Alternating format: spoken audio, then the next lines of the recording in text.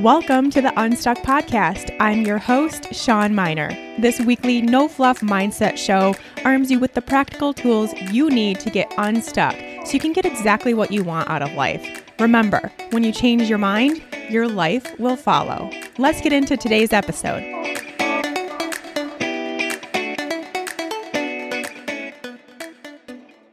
Hey there, friends. Welcome back to the Unstuck Podcast. Thank you all so much for being here. I'm Shawn, your host today and every day on Unstuck, and I am thrilled to be here with you. This episode, we're diving into one of my favorite topics of all time, comparison. I like to call it comparitis. So that is how I will be referring to it because it becomes a little bit of a sickness. We are deep into the comparitis game, and I want to try to help you reframe that a little bit. Is it never going to happen? No, it's probably always going to be something that is in your life, something you're working on, but there are tools to make it sting a little less or to get you out of that hole a little quicker. And that's what we're going to focus on today. First, one very cool thing that I want to let you know, my assistant, Jenny, has gotten this amazing new role in our business, which is to take these episodes that I have, these 60-something now episodes of Unstuck, and turn them into blog posts so that, because I know we just go over a lot in these episodes. There's a lot of steps, there's a lot of tips, there's a lot of homework, there's all this stuff.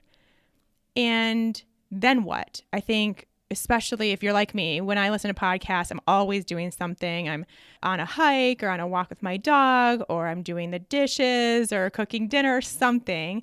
And I don't have the ability to just write things down or go get out my journal and start working on the stuff that I'm learning right away.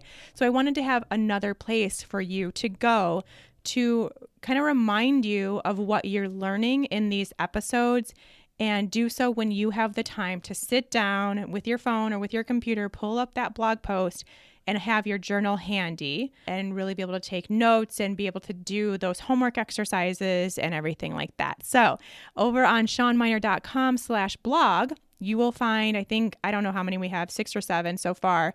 I don't think we're going to get to all 60 plus, but we're going to pick out the most important, the most critical ones, the ones that most of you have commented on and listened to, and make sure those are in blog post in written format for you to go back and refer to. So ShawnMynar.com/blog has all the ones that we already have, and keep a lookout. Make sure you go back and check on that every once in a while when you do have time to do some self-improvement, some personal growth. If you're feeling like you're in that space, just head to the blog and pick out something that sounds good for you to read about and to do the exercises that are within it. Okay, here we go. Comparitis. We're going to start with a quote. As always, this is from Iyanla Vanzant, which says, "Comparison is an act of violence against the self." Ooh, that one stings a little bit. That stings. Let's read it again. Comparison is an act of violence against the self.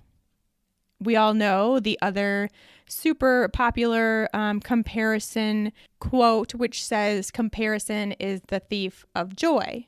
And I think these two go hand in hand quite well, which really just states that when we compare, we are really doing some damage to ourselves, our joy, our happiness, our vibration, because of that need to compare. So first things first, we're going to get real here. I want you to get real with yourself. Who have you compared yourself to in the past 24 hours? It might even be hard to even comprehend or fathom at this point. I think for a lot of us, it's so innate. It's just part of what happens every time we pick up our phone, we log on to Instagram or Facebook. We even sometimes when we go to the grocery store or something like that, when we have someone else in front of us, it's hard to comprehend that we have been comparing that entire time. So you may not even have any idea of who you've compared yourself to in the past 24 hours, but I think it would be a really good exercise for you to dive into a little bit deeper and see if you can create a little bit of a list of who you've compared yourself to. I can tell you, if you've checked social media even once in the past 24 hours, it's probably already off the charts of who and how many times you've been in that comparison trap. Because, hey, it's everywhere these days. It really, honestly, is almost impossible to not pick up your phone, check social media, and compare yourself to the other people you're seeing on your feed. It's almost impossible, I would say. And a lot of times we take what we learn when we are dealing with comparitis and we subconsciously use it against ourselves. And that's really where it does become quite dangerous and quite harmful and damaging to ourselves, to our joy, to our lives, to what we think about ourselves. We use it to talk down to ourselves. We use it to not grow and expand into the person that we're meant to be. We use it to prove our limiting beliefs right. We use it to stay stuck. We use it to not follow our passions. We use it to not follow our dreams. We use it to fuel our fears or fuel our limiting beliefs. And that's where it becomes more than just like looking at someone else and kind of wishing you had their XYZ. Like that's what it is on the surface, but that's not what's really going on inside of you, inside of your mind, in your soul and your heart. And that's what is really hard to take in and where we really want to be able to guard ourselves against that. Even though we are probably still going to compare, even though we're going to still look at social media and have those moments, but can we guard that important aspect of ourselves to stay true to who we are? Now, for my entrepreneur friends, this is where comparing your business, your education, your skills, your abilities, your personalities, your unique gifts, your experience is the surest way to keep your business from being successful, from being your dream business, from reaching your income goals, your impact goals, from keeping you in that space where you're playing small, which we talked about a few episodes ago.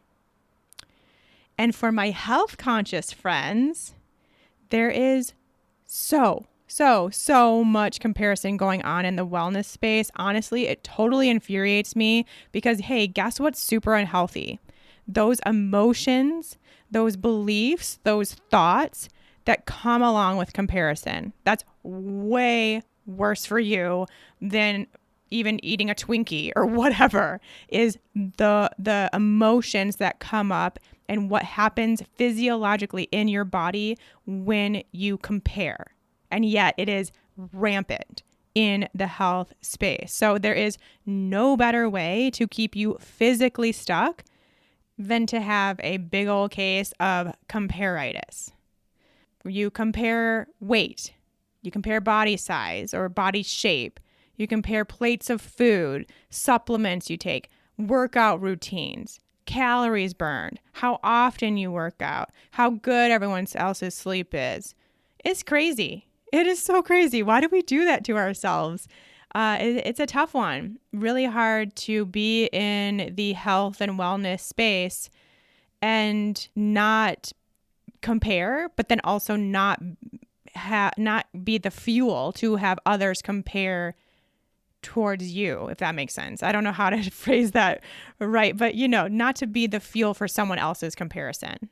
So it works both ways in all cases, but it's really interesting in the health space. Comparitis, it's there. It's debilitating for all of us. Social media, it didn't create comparitis, but it has definitely accelerated it. It has definitely made it a huge problem. And if you think before social media even existed, we still compared ourselves to our friends or our siblings, the girls in magazines, the girl in line at Target in front of you, the people at the gym, your colleagues, your peers. We still had that comparison thing going on. But then with social media, now it's like all of that is still there. But then now we have like thousands potentially of other people in our lives every single day, like right there on our phones to also fuel that comparison. So that's why I think it is and has become so debilitating, and why it's something I really feel the need to have an entire episode about, because it's harming us in a major way. Like I said at the beginning, I don't want it to come off as though we cannot compare at all and we should just totally get rid of it. And if you do compare, something's wrong with you. That's not it. Comparison is going to be a part of your life. I'm not going to tell you to stop. I'm not going to tell you that to be this perfect human, you don't have comparitis. I'm not going to tell you that. But what I do want to do in this episode is teach you some steps, I guess, on how to minimize that effect, that harm that it's doing to you, and potentially also reframe those thoughts and emotions that you do have during that time of comparison so they don't affect you as much. That's what we're trying to do. We're trying to mitigate what's happening here because it's going to happen. I don't think social media is going anywhere anytime soon. So this is a part of our lives. Yes, I guess we can choose to not look at it, but it's still going to be there. Okay, so let's get into it. First of all, comparitis. What is it exactly? This is totally my definition. I think I even made up comparitis, so totally my definition, but it is a mental game.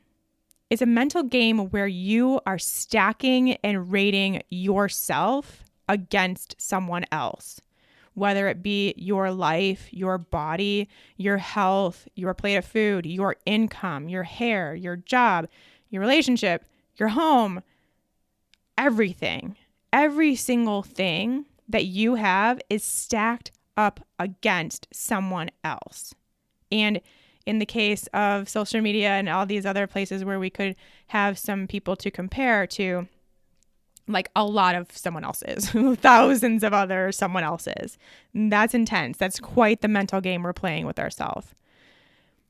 And when we do this, it's analyzing our own lives. It's kind of like we put all these things up on a pedestal of potentially someone else's life, and then we analyze ours from this, low down place in relationship to theirs. So theirs is up on this imaginary pedestal, which probably isn't really the case, but that's how we see it. And then we analyze our own life in relationship to that. Now, the thing is, comparison could also prove to you that you are better than someone else. So a lot of times we compare and we start feeling worse off and like we're not as good as them or not as pretty as them or not as smart as them, as, again, limiting beliefs coming into action in a major way. But at the same time, it could just as easily go to this place where then you feel like, oh, well, my body's better than her. My hair is better than her. My home is more organized than hers. Again, this is craziness. It's total craziness. Yet we do it. It is a real thing. We do it. And when we think about it, when we step out of that comparitis trap and start thinking about it, and even just me saying those things, it sounds so terrible. But yet we do it in our heads on a regular basis. So no matter what, whether you are feeling like you're worse off than somebody else or you're better off than somebody else, it's all just not good. And either way, it brings up some pretty low vibe emotions, whether it be like jealousy, envy, inadequacy, or that smugness or the better thanness. That's not good either. Could bring up emotions like shame or loneliness or sadness or the that feeling of FOMO. I don't know what the exact feeling is, but I guess maybe it's loneliness, but that fear of missing out. All of that comes from this place of comparison. All right, so I have 8 things. I don't know if they're tips or steps or whatever you want to call them, just 8 little doodads here of ways that we can mitigate some of the effects of comparitis. The first one, of course, has to be talked about. Avoid your trigger points. Social media obviously is a big one. And even if you don't think that's true, again, I would recommend you get real honest with yourself and really start to evaluate what happens when you look at other people's posts on social media.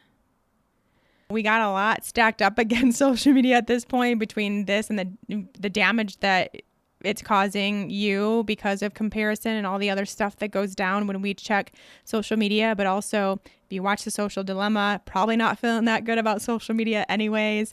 So, hey, maybe it's enough to reconsider the time you spend on it. Do you need to delete it entirely? That's up to you. But I think at minimum, regularly cleaning up your feed is a must. If you, again, being real honest with yourself, look at someone's feed or post and you feel that twinge of jealousy or envy or even smugness, the other way around, get honest with yourself and remove that person, even just for now. It doesn't have to be forever. If you super miss hearing about them and learning about their lives and seeing their photos, and you can add them later. But just right now, delete them. So clean up your feed. You do not have to follow everyone that you're currently following if they don't make you feel good, if they don't inspire you or teach you or connect with you, then delete.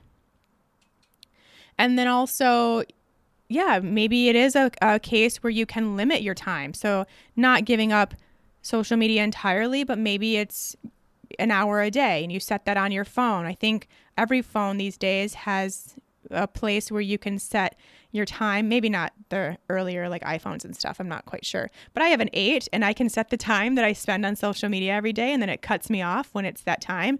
Maybe that's something you want to start including in your own life just to, again, mitigate. So we're minimizing the triggers that could potentially get us into this spiral of comparison. And again, and it may not even be social media. It could be certain groups or people you're around or places even where you start feeling that come up. And what can you do to get rid of some of those trigger points or go less or talk to that person less, see that person less? What can you do? Number 2, reconnect with your world. Your world. Big emphasis there. The more time we spend on social media or, whatever else we're doing where we are feeling that comparitis kick in, well, that's just a sign that you're not in your own world. You're not connected with your own piece of the universe. And so then the less connected we are there, the easier it is to forget how amazing and awesome it actually is. So how much we already love what we have or can love what we have or appreciate what we have. Because the more time we spend out there looking and thinking about other people's lives and businesses and dreams and outfits and whatever we're looking at on social or anywhere else, then the less time we're in our own world. And so if we can get back to reconnecting with what is in front of us, which will, if you're setting that point where you only have 15 minutes or an hour, whatever it is on social per day, then you have no other choice but then to reconnect with what's in front of you. And I think a good way to judge that is if you get so lost in your own world that you forget to pick up your phone. That's where we want to get to. And that's where we want to get to regularly, where you go on a walk or go on a hike or go to dinner with your friends or your partner or whatever, as much as you can right now. If you do all that stuff and you forget to bring your phone, that is when you are connected with your world. And you will notice now that you're going to be a little bit more vigilant about your comparitis, you will notice it drastically goes down way less because you're not in that circumstance. You're not putting yourself in that place. So reconnect with your world. Number 3, gratitude and appreciation. Hey, let's just talk about this in every episode, shall we? When you find yourself comparing, what I want you to do, I want that to be your trigger to come back to your gratitude practice. So you're scrolling the socials and you, because you're more aware, are finding that point where you start having that thought of, my plate of food doesn't look like that, or I don't work out that long, I didn't burn that many calories, whatever it is. These are all just examples. It could be about anything. When you have that, use that point as your time to be grateful for what you do have, to appreciate what you do have. So every single time you are in that place, find 3 things to appreciate right then and there. So it takes a lot of awareness about your comparitis and then your commitment to gratitude. So we need both. And as soon as you can make that a habit, well, guess what? Hey, it's just going to be like not even a thing, because you are again mitigating that response. You are changing that initial reaction into something that's a really wonderful, like the most high vibe thing you can do, which is to appreciate. Number 4. Here's something we've got to continue to remember forever. Your physicalness is such a small fraction of who you really are. Your body, the money you make, the house you have, your job, your business, all of that is such a small fraction of who you really are.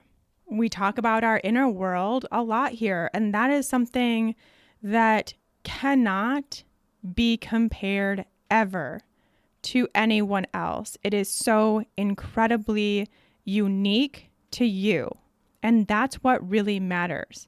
So instead, work to make your inner world, your you, the real you, the lightest, brightest, most vibrant, most aligned you that you can be. And really the same thing goes for the people that you or groups of people that you are comparing yourself to. You don't know anything really about them. You're seeing a fraction of who they are. You don't know their inner world. They don't know yours. And really, when you think about it to that degree, there's really nothing to compare. There's so much uniqueness between both of your inner worlds that tiny fraction that you are seeing isn't really even worth comparing. So think about it that way too. Number 5, use comparison to spark aligned action. This is what I love, and really the best way to spin comparitis. What if that comparison that you are doing is really just a nudge from your intuition or a sign from the universe to take action towards what you want? Because think about it, when you're comparing, it means that there's something that's missing in your reality that you want, right? That's why we feel the need to compare, because someone else has something we want or doesn't have something that we don't want that's currently in our reality. So if you want that thing or want the absence of that thing, then go after it. Use that comparison to fuel your desire to go for it. And use that comparison to take inspired action. Think of it as a sign from the universe or a nudge from your intuition that is something that is in your future, that it is on its way to you, and that is your reminder to take action. How cool is that? That is when comparison becomes this amazing thing because it is propelling us forward. We are no longer staying stuck because of our comparing. We're using it to move forward towards what we want. That is cool. Number 6, comparing ourselves, it acts as kind of like a drug. And we'll call it a limiting belief drug because it is feeding into our limiting beliefs what we already think is true about ourselves because of those limiting beliefs, like things like we're not good enough, we're not smart enough, pretty enough, we're not worthy, we're not acceptable the way we are. All these stories that we have just stored in our subconscious mind. Comparison allows those beliefs to remain true for you. It's proving those right. And that's why you notice those things about those other people, is because your brain is essentially looking for fuel for those limiting beliefs. It's always going to look for the truth. And it thinks those limiting beliefs are true. And so it acts as kind of this radar, always looking for little signs, little clues that prove that limiting belief true. And it will continue to do so until that belief is gone and reprogrammed. So if you find yourself comparing one thing over and over and over again, like your financial status compared to someone else's, your body compared to someone else's, your diet compared to someone else's, if you find yourself doing that over and over again, please know that that is a very clear radar sign from your subconscious mind that there's an underlying belief that needs your attention. All it is a sign that you've got some work to do on your limiting beliefs.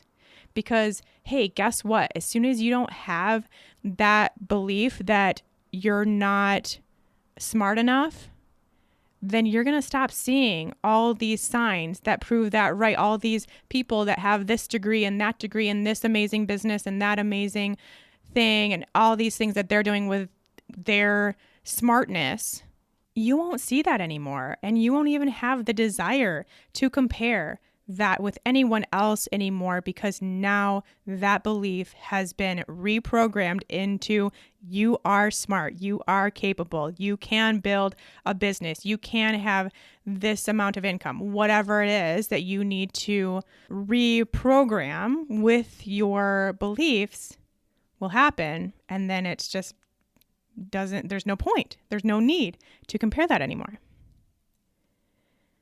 All right, number 7, instead of comparing, find what you admire. If there's someone that you tend to compare yourself to quite a bit, is it actually because you admire them in some way? And there's nothing wrong with admiration. That's an amazing thing. We all have people we admire. I think, again, we just kind of get into this habit where we turn it into a negative thing when really it's actually a very positive and powerful thing. If the person that you're comparing yourself to, you actually admire, are they super happy or really strong and confident? Do they have this amazing business or this amazing relationship or home or whatever that you aspire to have in your own life someday? And if that's the case, then if you turned your comparison into admiration, would it actually inspire you to live better if you saw it from that perspective? When you notice this admiration, I want you to focus your attention on how you can add more of that into your life instead of just being embarrassed or sad or ashamed that you don't have it already. That's when comparison can really get the best of us. But if instead we can turn that into admiration, and going back to the tip about using it towards your aligned action to build the momentum there, can we use this together to find the admiration that we have for other people and use that as fuel to get what we want as well? Cool. That would be pretty cool. Number 8, last one. Comparing comes from this place of lack. And we've talked about the difference between an abundance versus scarcity, aka lack mindset. I will link to the episode on that one. But when we compare, it comes from this place of what we don't have, what isn't going well, what isn't right about our lives, what we want that we can't find. So if you compare, it means you're finding yourself without something, and then you get into this place where you think it can never happen for you, or there's not enough to go around, or because she has it, that means I can't, or because they started this business, that means I can't. So we get into this place of lack where we think that there isn't enough of everything to go around. That because someone else has something we want, there's less of a chance that we can have that too. And that's obviously really false when we think about it that way. We know that, but we find ourselves there quite often. And if you grew up with a scarcity or lack mindset, then that is going to not only come into play when we talk about things like money, but it's going to come into play in all aspects of our lives. And so when we can see that by comparing some aspect of our lives to someone else, that's kind of perpetuating that system, that mindset of lack, then we can do something about it. And in this case, the what can we do about it is abundance. We've talked about abundance, and I think it's so important to remind you that abundance is not just about money. Abundance is everywhere. Right this very moment, you are living an abundant life. Yes, even if things aren't going well, even if you're tight on money, even if you have bills you have to pay that you're not sure how it's going to happen, even if someone in your life is now gone and you're feeling the emptiness around that, all things that are valid, yes, for sure, to feel, but you also are still living an abundant life because we're all living an abundant life, all of us. And when we can recognize that and recognize that there is enough, that we have so much amazing stuff already going on for us, and that the opportunity to continue to create abundance is always 100% there, right in front of you, then we can take some of that away. Because then, again, going back to finding the admiration, then instead of comparing and being like, oh, that could never happen for us, we admire and we say, hey, that could be me too. I'm going to go after that. Because we know that abundance exists and it's everywhere. And just because one person has it doesn't mean you can't. Instead, use it to fuel your fire, your passion, your purpose, and take inspired action. So continue looking out for that abundance and just be really mindful. All of this, every single tip that I just gave you requires mindfulness, requires awareness as to what's really going on when you find yourself comparing, and with whom you compare, and about what, on what subject. It all requires that level of awareness. And then when we can do that, we can find that there's a lot that we can do to move out of that place or to mitigate it, make it feel a little bit better, turn it into a more high vibe experience and push us forward. And that is a really amazing thing. All right, homework. You got to do it. If you are someone who gets on social media, even remotely regularly, I want you to find 5 people to unfollow that trigger you. It doesn't have to be forever. You can even mute them instead of unfollowing them. If you think maybe you want to go back in a few months when you've done a little bit more work and you've taken inspired action and you're in a new place, maybe you can go back and refollow them or unmute them. But just find those people. Get real with yourself. Who triggers you? Do that. Think about limiting your screen time. It will help. All right, my friends, that will do it for this episode. If this resonated with you, talking about comparison and that kind of thing, then I would highly recommend you check out the UNSTUCK Project. You can get yourself on the wait list for the next time enrollment opens. This is the kind of stuff we do in that class in a very guided, organized way. And it's really powerful. It's really important work. And I would love to have you in class. Make sure you get on the wait list for that, for when enrollment opens. I'm thinking maybe January. I'm not quite sure. Maybe even before 2020 ends. I think we honestly need this work more than ever. And I don't really want to wait longer than I have to. So the only way you're really going to know when it opens is to get on that wait list, and you will be the first one in, and you can get started when it does open for enrollment. If this episode spoke to you, if you learned something, if you got some new ideas around comparison, share it with somebody else that might need it, a friend, a loved one, a coworker. Put it on your social media feed, tag me so I know that you took something away, that you're listening, that you're acting on this. It would mean so much to me. I love chatting with you over there. Feel free to send me DM at Shawn Mynar on Instagram and tag me when you're listening. I love it all. It means so much to me. All right. Until next time, take care.